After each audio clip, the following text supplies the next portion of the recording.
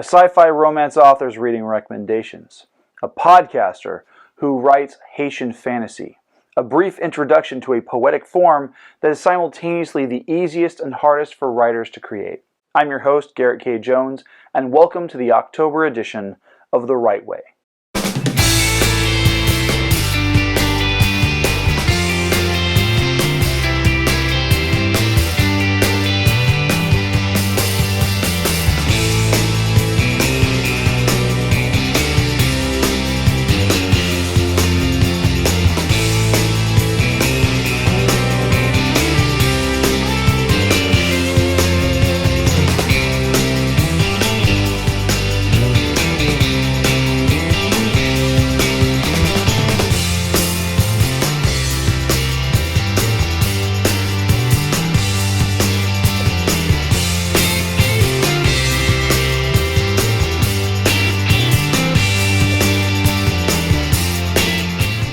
Welcome back to The Right Way, where we talk book recs, author interviews, and creative writing tips. If you haven't already done so, make sure to click the subscribe button and hit the bell for notifications on new videos just like this one. I have a great episode in store for you this month, but before we get into the details, here are a couple of announcements coming up. First, I have a new writing workshop coming up on Saturday, November 4th from 11 a.m. to 12:30. The focus on this event is going to be writing fantasy and dealing with the tropes and ways to really make it one's own. This will be the last workshop for 2023, but there will be more to come in January. Secondly, if you didn't get to watch last week's episode and you're confused about the new format, you can find it linked in the video description. You'll also find an all-new setup as well at the tail end of the video, featuring the previous video plus any important playlists and monthly live stream information. Now, on with the show.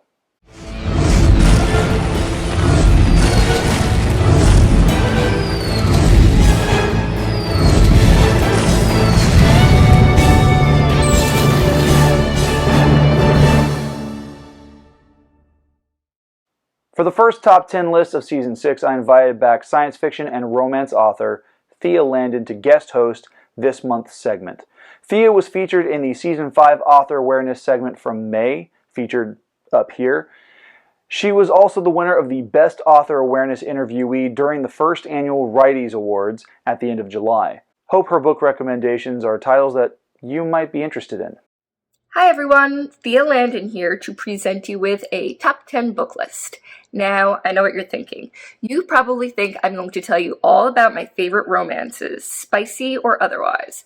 But believe it or not, my favorite genre to read in is mysteries and thrillers. In my recent book, Train Hard, Rest Harder, which a lot of people have been asking me whether or not it's autobiographical. At one point, the main character says something about how she's so overworked and busy and stressed out that when she actually does get a chance to sit down and read, she really needs something that keeps her turning the pages.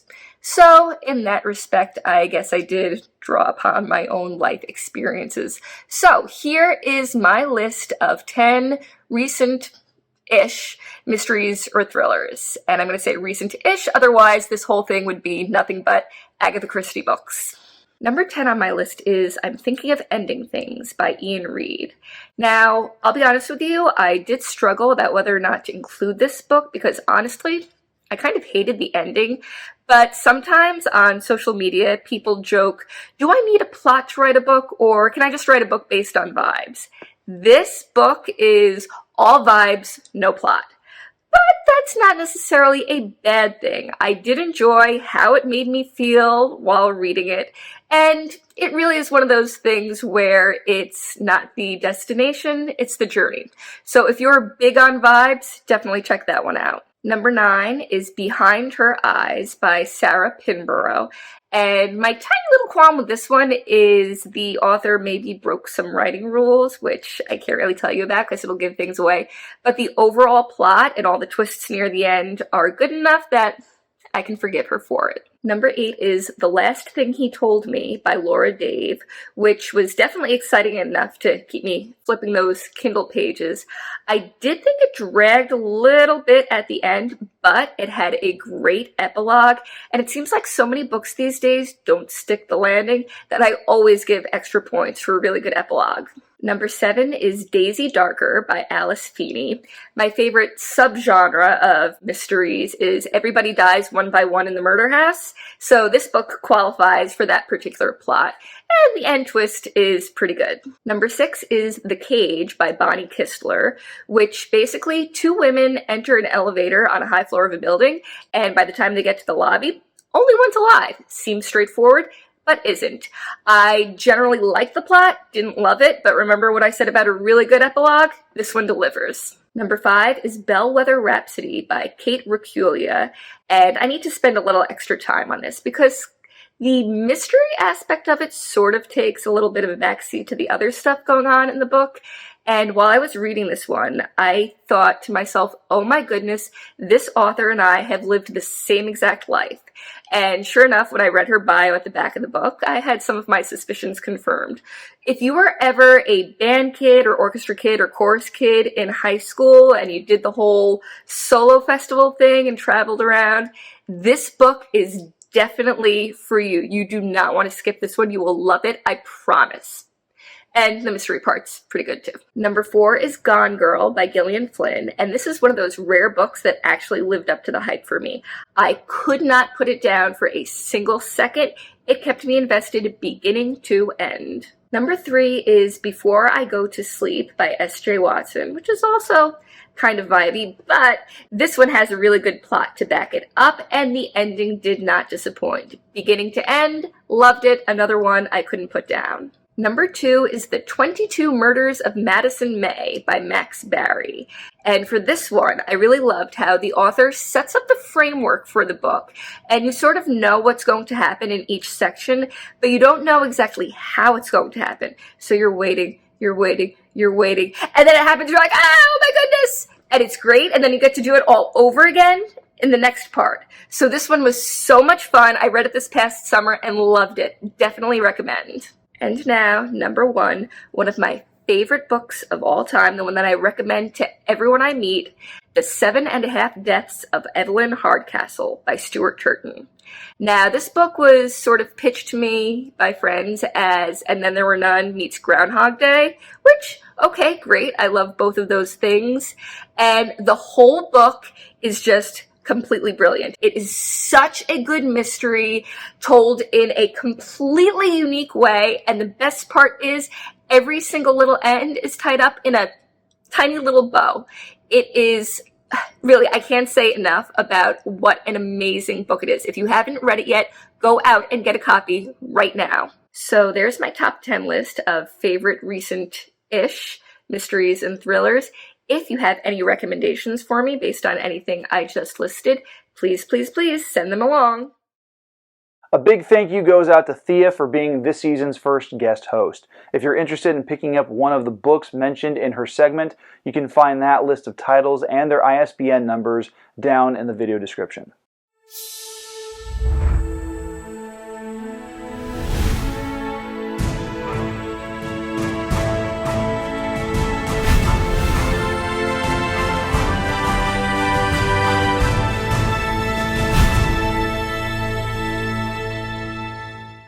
This month's first interview for Author Awareness is a science fiction and fantasy author from back east. Hank responded to my post about looking for new authors to interview during Season 6. While he was a late entry, I believed he'd be a perfect fit for October. And so, here we go. Hi, Hank. Thanks for joining me on the show. Tell me about what it is that you write and how you got into it. Well, I wrote my first novel. It's called Kingdom's Bones. Came out on May 18th, and it's a science. It's a fiction, science type of fiction type of book based on Haitian historical events, and it's an original story about these 3 siblings that are go basically out for revenge. I've been writing all my life, pretty much. Started off with short stories, poetry, and just love the art of storytelling from the get go. So I've always wanted to write my own book, and this story that I wrote, my first novel, has been in my head for, oh, I would say about 8 years, and it took 2 years to put pen to paper, and here we are. Here we are today. Had a couple Barnes and Noble book signings, a couple other signings at book fairs, and I've done pretty good with this first novel, and I'm already working on the second one. Yeah. That's awesome. So is the second one part of a series, or is it going to be or is this first book standalone and this next one is going to be something else entirely? No, it's part of the series. I'm hoping to make it a trilogy. That's awesome. So Yeah. obviously, you said that writing is something that you've always wanted to do, and you've always gravitated towards it. The Haitian part is that derived from having a family history or cultural background with Haitian history and folklore? Yes, because both of my parents are Haitian. I was born in the Bahamas, but I grew up here in the United States. But I grew up in a Haitian household, lived in a Haitian household until I wasn't. And a lot of our culture is, we have a lot of historical events that have happened, a lot of good, a lot of bad, and that it influenced. It influenced me, obviously. My parents both wrote plays. They wrote plays and starting plays at in our church and things of that nature. Mhm. And that's why I gravitated to storytelling so much, because I got to see them in their creative elements, performing um, theater, and of course just the in our household we just loved watching movies, and a lot of Haitian movies, a lot of old Haitian comedies, and yeah, that's what got me there. That's where the influence came from. That's really cool. So, what are some of your other inspirations? I mean, obviously, your parents were writers. That's an inspiration for you. Your family history and background is an Yes. inspiration. But do you draw from? Is there a particular film or piece of music or some or like maybe even a trip that you've been on that really helped solidify your inspirations?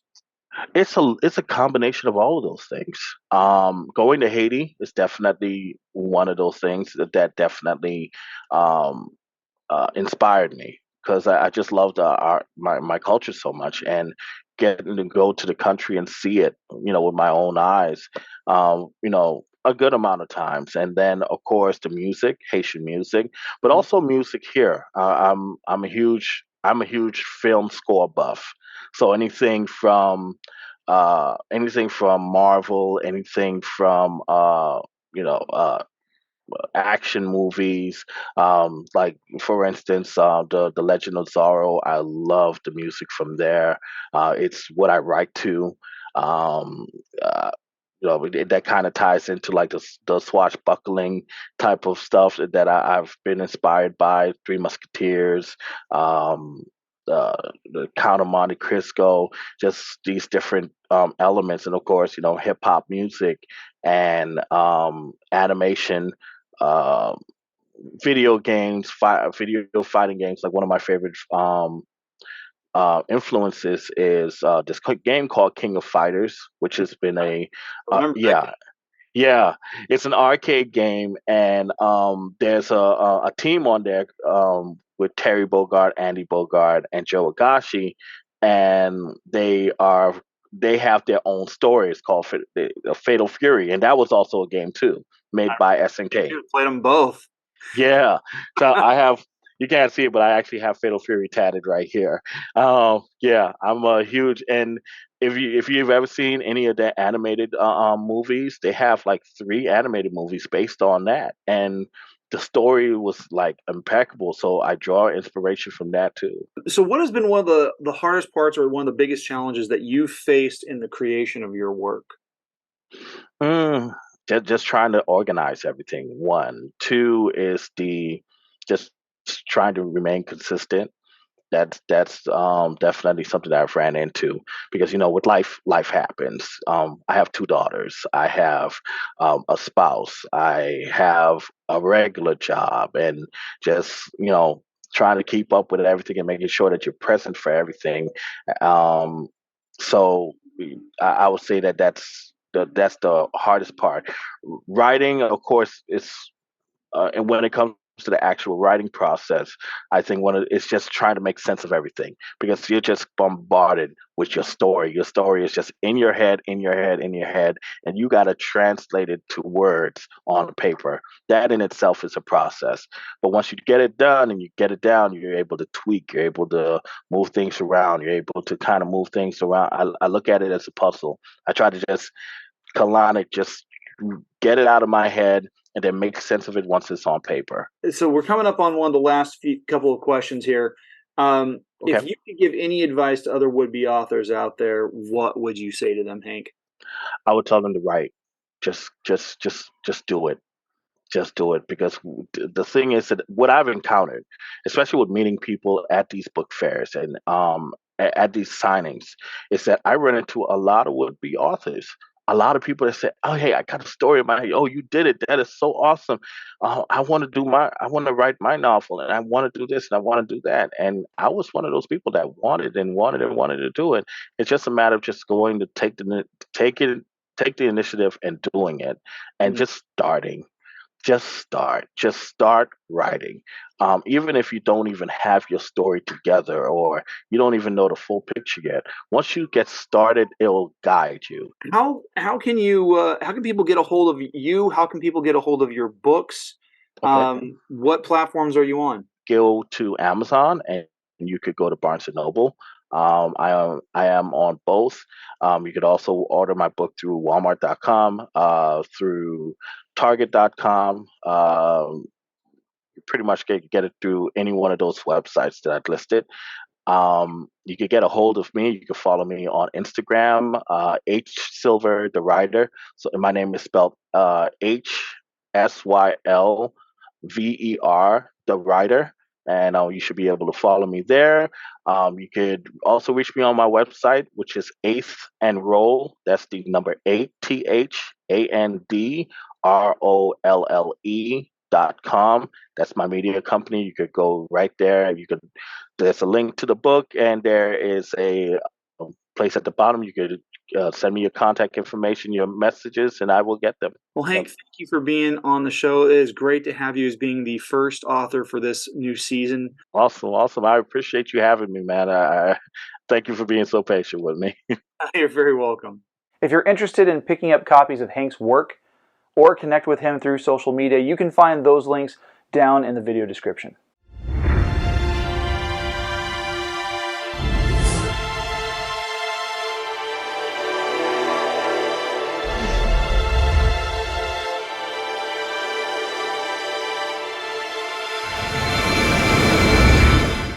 So we are now turning our attention to our creative writing.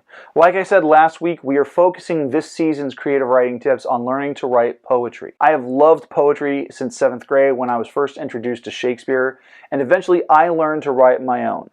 Before jumping into this month's poetic type, I figured we would start off with a few basics to understand some of the terminology used when writing poetry. There are two terms that you should know for this video. There's the line and stanza. A line is a single poetic verse containing really concrete imagery meant to evoke as much sensory detail as possible.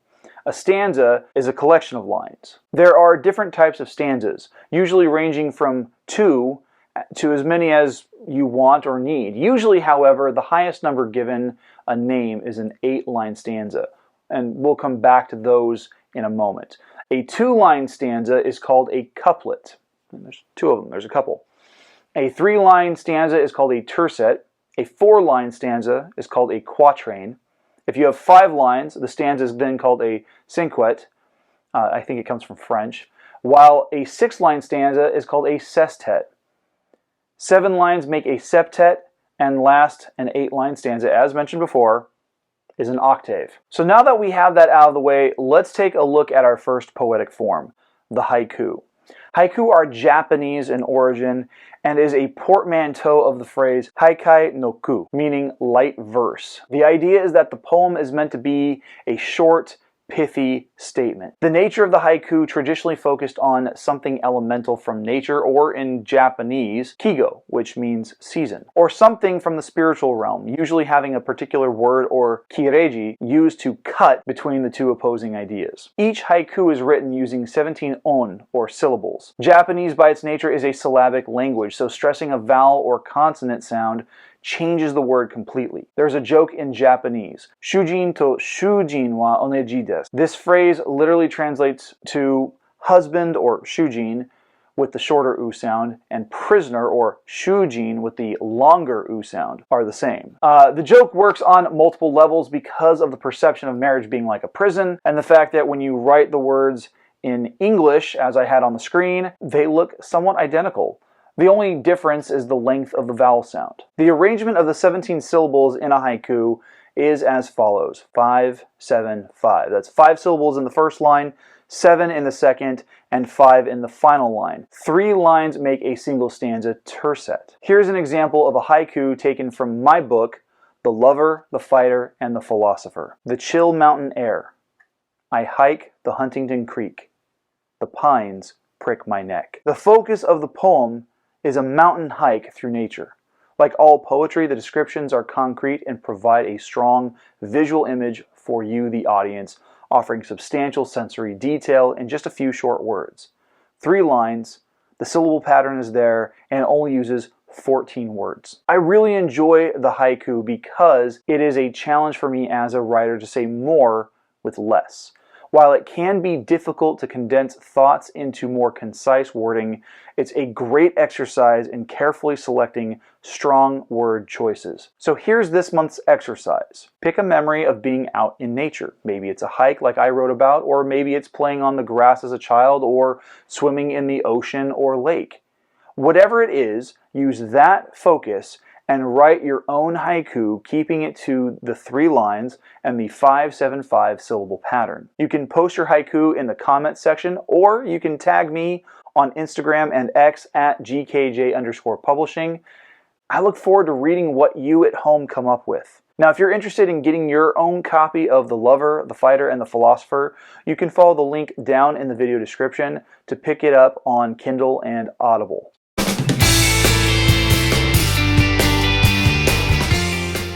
Hey, thanks for watching. If you'd like to see more videos like this, make sure to subscribe and click the bell for notifications when new content is released.